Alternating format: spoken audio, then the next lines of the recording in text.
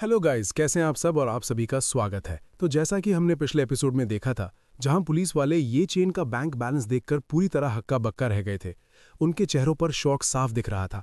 और इसी सन्नाटे के बीच ये चेन अपने मन ही मन एक गहरी सांस लेता है और सोचता है, शुक्र है कि जब हमारी शादी हुई थी तो हमने एक प्रीनप्चुअल प्रॉपर्टी एग्रीमेंट साइन किया था। इसी वजह से जब हमारा डिवोर्स हुआ तो वैंग फैमिली ने कभी चेक ही नहीं किया कि मेरे नाम पर असल में कितनी प्रॉपर्टी और एसेट्स हैं। और ये सोचते हुए वो पुलिस वालों की तरफ देखता है और कहता है, पुलिस कॉमरेड्स, ये तो बस मेरा एक कार्ड है। सच कहूं तो इस एक कार्ड में ही इतना पैसा है कि अगर आप वैंग फैमिली की सारी जायदाद बेच भी दोगे ना, तो भी वो इस कार्ड के बैलेंस के आधे बराबर भी नहीं होगी। और वो आगे अपनी बात जारी रखता है और एक सीरियस टोन में पूछता है, अब आप ही बताइए, क्या आपको लगता है कि मैं चिंदियों की तरह वो घड़ी चुराऊंगा जिसकी कीमत बस 5 मिलियन है? और ये चेन का ये कॉन्फिडेंस और उसका बैकग्राउंड देखकर वो मेन ऑफिसर डायरेक्टर ली तुरंत समझ जाता है कि ये कोई आम आदमी नहीं है।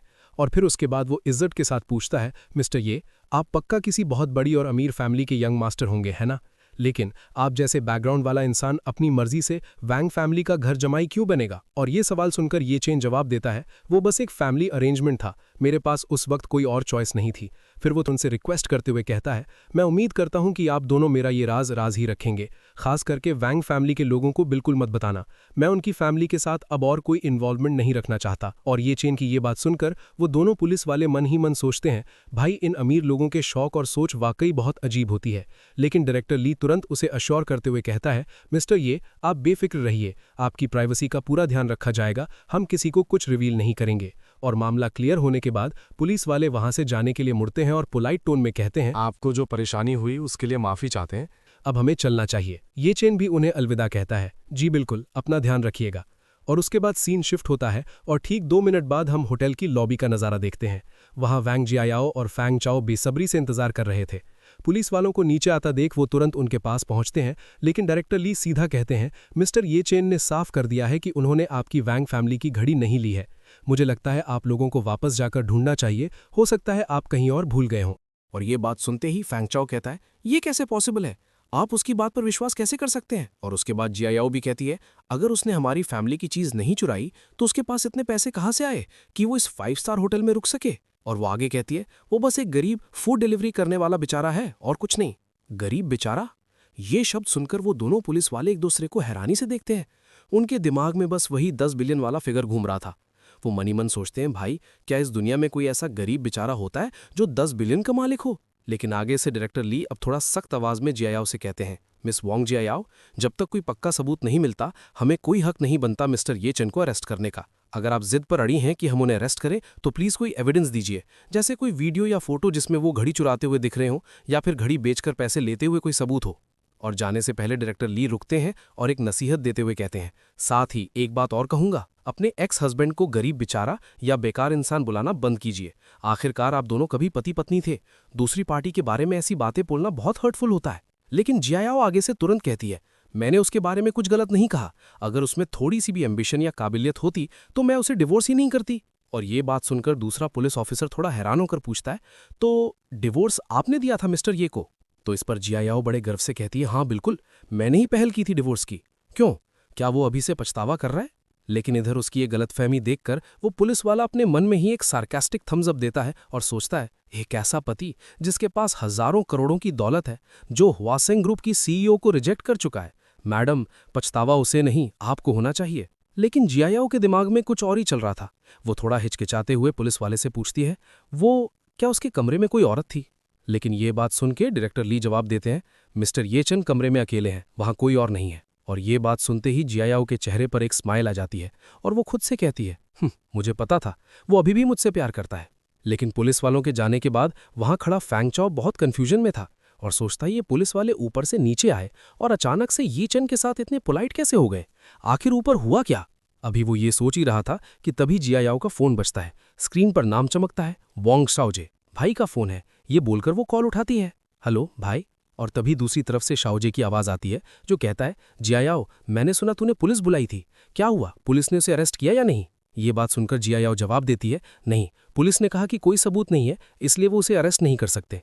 और ये बात सुनकर शाओजे थोड़ा हैरान होता है और कहता है, सबूत? उन्हें कैसा सबूत चाहिए? तो इस पर जियाओ समझाती है और कहती है, या तो घड़ी चुराने का सबूत या फिर उस घड़ी को बेचने की कोई रिसीट।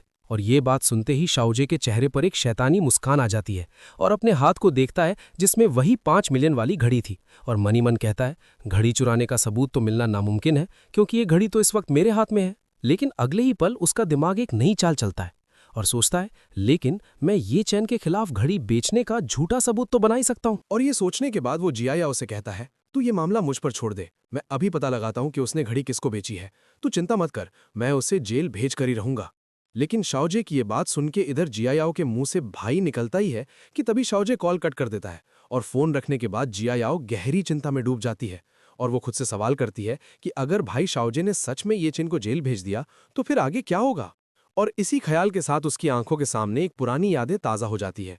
उसे वो वक्त याद आता है जब ये चिन बड़े प्यार से उसके बालों को कर्ल किया करता था और कहता था, मिस देखो ये कर्ल ठीक है ना, वैसे तो ये बैरली एक्सेप्टेबल है पर काम चल जाएगा। और जियायाओ अभी इन्हीं यादों में खोई हुई थी। उसका दिमाग पूरी तरह से ये चिन के ख्यालों में उलझा हुआ था। लेकिन तभी फैंग चाओ जो साइड से उसे घूर रहा था, मौका देखकर उसके करीब आ जाता है। वो बड़ी बेशर्मी से जियायाओ के कंधे पर हाथ रखता है और फुसफुसाते हुए कहता है, हनी क्यों ना आज रात भी हम यहीं वेस्ट लेक में रुकें। लेकिन फैंग चाओ का ये टच जियायाओ को आग बबूला कर देता है। वो गुस्से से पलटती है और एक जोर का तमाचा फैंग चाओ के गाल पर जड़ देती है और वो चिल्लाती है, तुमसे एक मामूली ये चेन तो सॉल्व हो नहीं रहा और तुम्हारे अंदर इतनी हिम्मत है कि तुम मेरे साथ सोने के सपने देख रहे हो।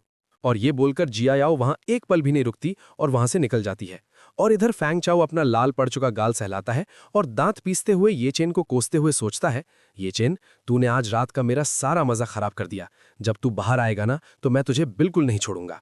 लेकिन तभी पीछे से उसका चमचा लिटिल चियांग आता है और आग में घी डालते हुए बोलता है, भाई चाओ वैसे जो भी कहो ये बंदी है तो काफी हॉट।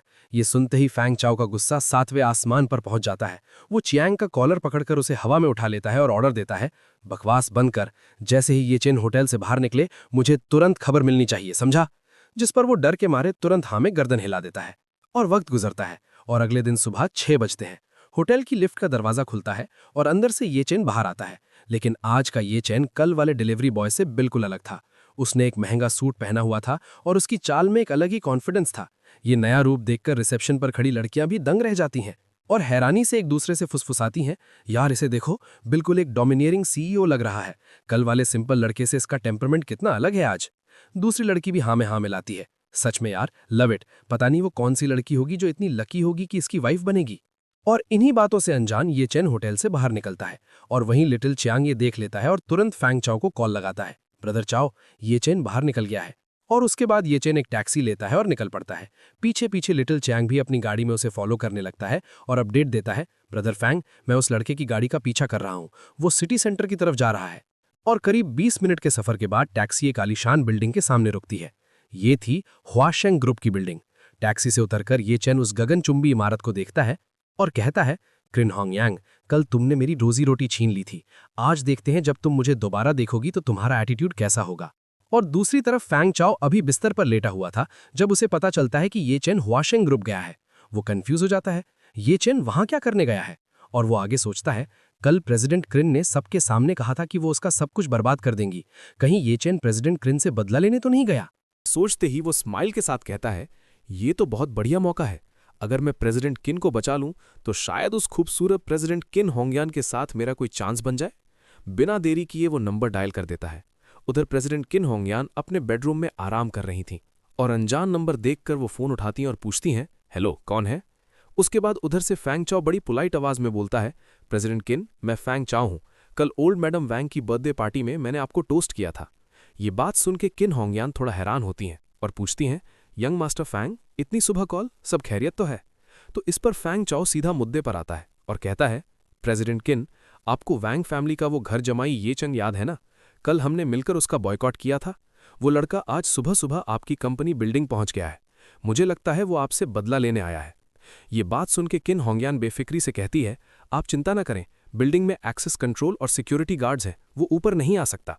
लेकिन फैंग चाओ आगे कहता है, प्रेसिडेंट किन मेरे आदमी ने देखा है, उस लड़के के हाथ में एक एक्सेस कार्ड है और वो सिक्योरिटी क्लियर करके ऊपर आ चुका है। वो शायद इस वक्त आपकी कंपनी के फ्लोर पर छिपा हो सकता है, अगर आप वहां गईं तो आपकी जान को खतरा हो सकता है। और ये बात सुनते ही किन होंगयान बिस्तर से झटके से उठ जाती है और उसकी आंखें हैरानी से फैल जाती हैं और वो चिल्लाती है, क्या उसके पास हमारी कंपनी का कार्ड कैसे हो सकता है। और गाइस चैप्टर यहां पर खत्म होता है और तब तक के लिए बाय बाय।